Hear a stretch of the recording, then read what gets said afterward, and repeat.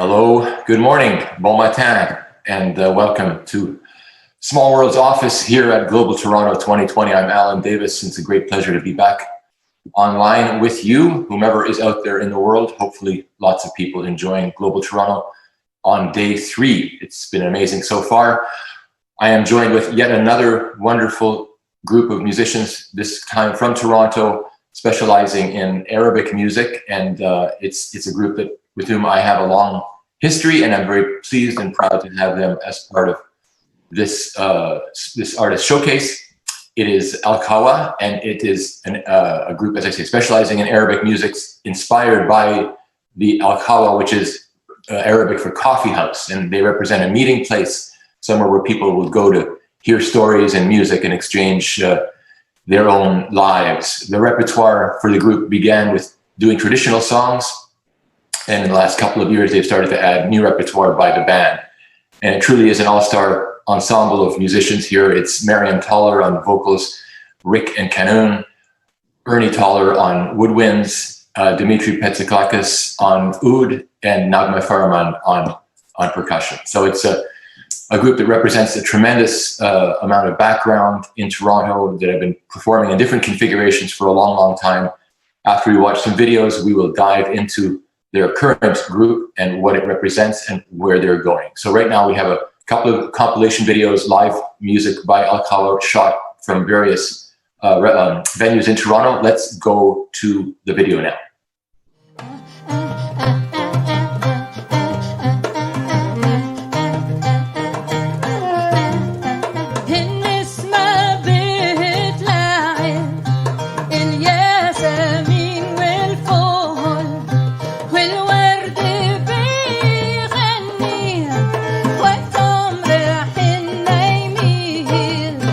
من غير معاد مثبت ما مسح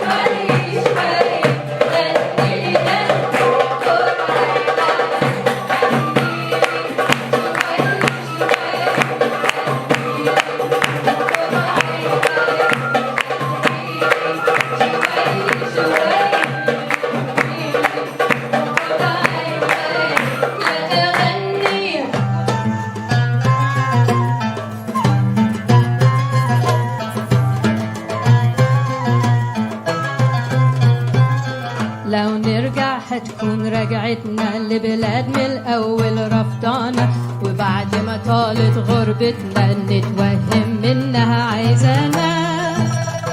الرحلة دي أكتر من ذكرى،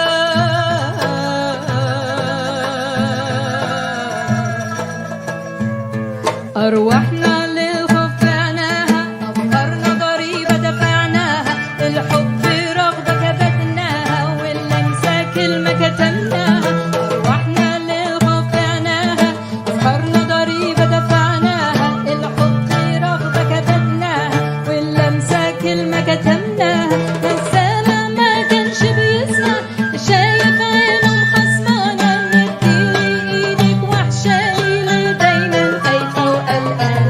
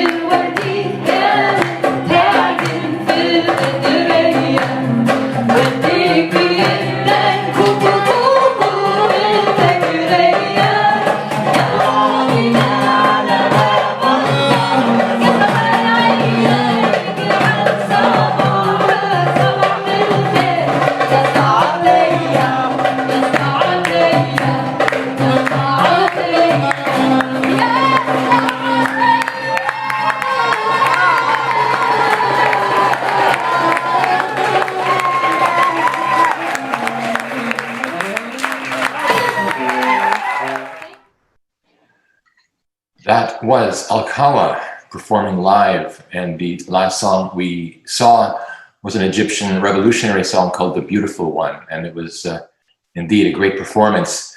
The group performs, as I said, some originals as well as music from the Arabic repertoire, devotional love songs, and classical Egyptian songs, such as the revolutionary one we saw just now.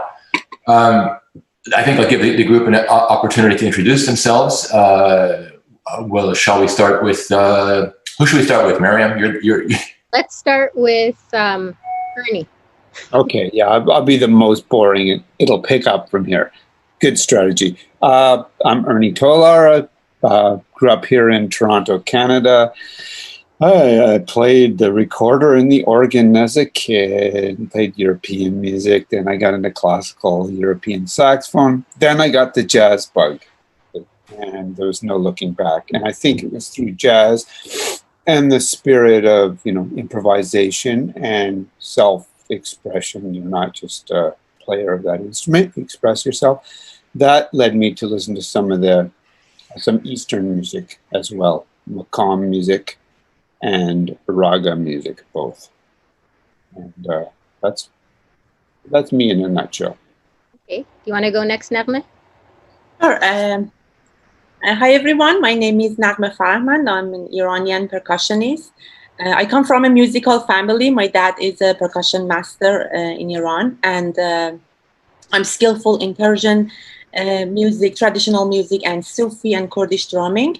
And since I moved to Canada in 2010, I started to create my own setup of percussion, involving percussion from other music cultures, African Udu, Turkish bendir, Arabic dumbek, as well as cajon with Peru, together with my Persian percussion. And I released my solo percussion CD called Unbound in 2012, and the Iranian Deaf instructional DVD.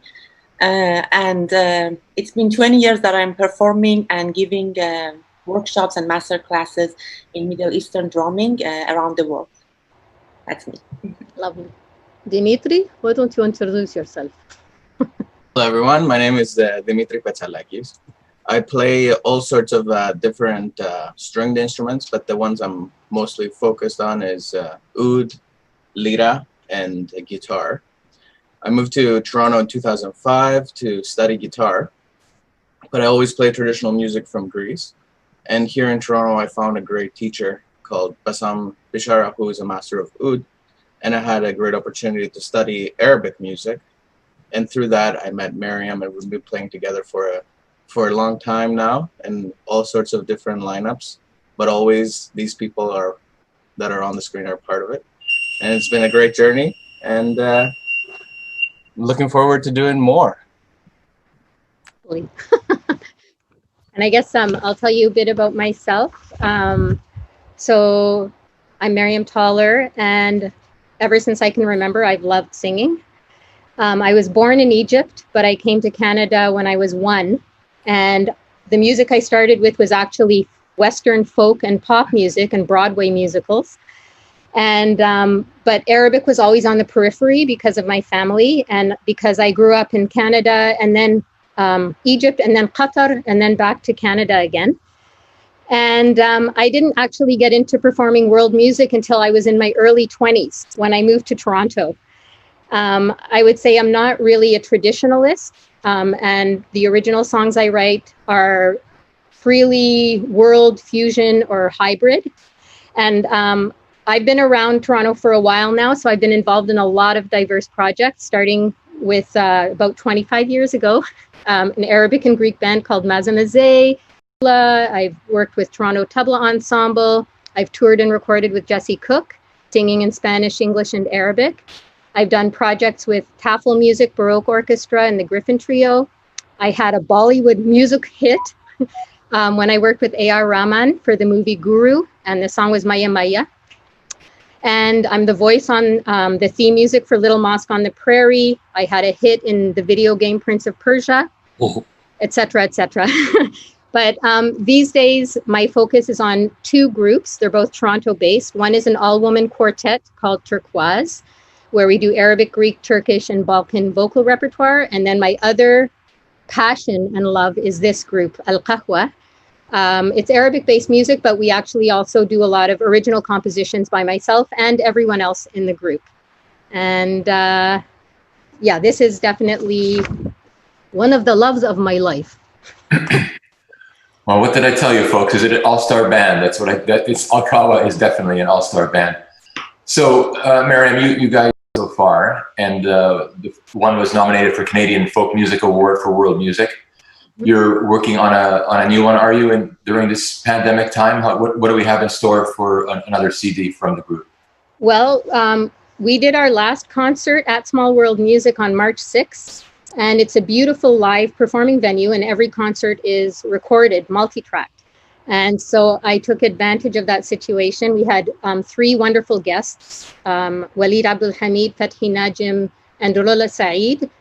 And we turned that concert into a CD. There was enough wonderful repertoire that we could do that. So our new CD is actually ready. It's mixed, it's mastered. I have everything ready to go, and it's going to be officially released online in November. And we're also planning a live stream CD release concert on April 13th, 2021. I'm talking with Kerner Hall about doing it there. And that's going to be a really special show. So I hope all of you will tune in. And I have a little treat for everybody at Global Toronto. I have sent you all a secret link to our website where you can download the album before it's released and see all the liner notes and everything. But keep that a secret. Don't share. Keep them in line, Miriam. Well, that's actually a nice story, isn't it? Because I remember you performing at our space, the Small World Center, in March, and literally that was 10 days before Toronto shut down and before the world changed for us so monumentally. So it's kind of a fascinating idea, this the pre-pandemic concert before it all changed. I know. Well, I look forward to hearing that. And the guests sound very interesting, of course, some of whom we know here in Toronto very well. So you have kind of different configurations. Maybe, I don't know who wants to speak to this, if it's you, Miriam, or one of the others, but the idea of being able to sort of be flexible and add and subtract members as the situation calls for. How does that sort of work for you? Well, I can say a little bit, and if anybody wants to jump in, you can. But the core group is this quartet, and we have performed as a quartet all over the place, including the Aga Khan Museum, Small World Music, and different venues in Toronto. Did a little bit of touring so far around Ontario. But we also, with every CD, we have a different theme. So I've invited guests on our second CD, which was nominated for a Canadian Folk Music Award, and for this CD. And for this one, my 2 guests happen to be from countries originally that are in North Africa. So we named the CD African Roots because it's inspired by music from Egypt, from Sudan, and from Algeria. But also the original music, like I said, I have so many influences, and so do everybody else. Any other thing can come in. Like Dimitri played beautiful lira. Every time I hear his lira right now on the CD, I just want to cry. But everybody just adds in whatever elements they want. Nagma does a beautiful deaf solo, a whole track of that. Ernie plays double saxophone. You know, anything goes. But the inspiration is Africa and our countries of origin, the 2 guests and myself. And does anybody else want to say anything? Well, I mean, one thing I could say, because sometimes people talk to us and say, how do you play all these different kinds of music? And I hate to make it sound like we're magicians. It's like different styles are related to other styles. It's like when you cross a little creek and try not to get your feet wet, you go from one stone to the closest stone. And a lot of music, not surprisingly, I mean, Fathi Najam from playing violin, and he's from Algeria, and of course there's an African rhythmic sense, and of course there's maqam music, And of course, he can connect with Waleed, who's from Sudan. And of course, growing up in this time, he's heard music from around the world. So you look for points of connection, stepping stones. I think that's a really nice analogy, Ernie. I've never heard it quite described that way, but of course, I've always been fascinated, you know, in this business of the combinations, the interactions between musical styles, and the idea of going from one stone to the next and hopefully not falling into the river and getting drowned. So that's really the objective.